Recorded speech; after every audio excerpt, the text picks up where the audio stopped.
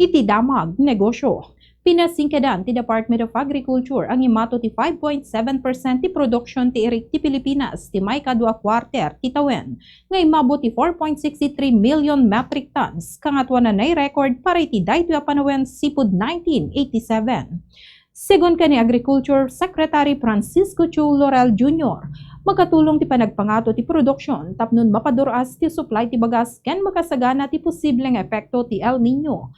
Numan pay manamnama abumasi ti apit kadagiti sumarsaruno a bulan gapu iti pikag, imon monitor lata ti DA ti sitwasyon, suportaran dagiti mannalon ken plan wenda ti husto a panagangkat ti bagas tapnon masigurado ang makanay ti supply ti pagilian.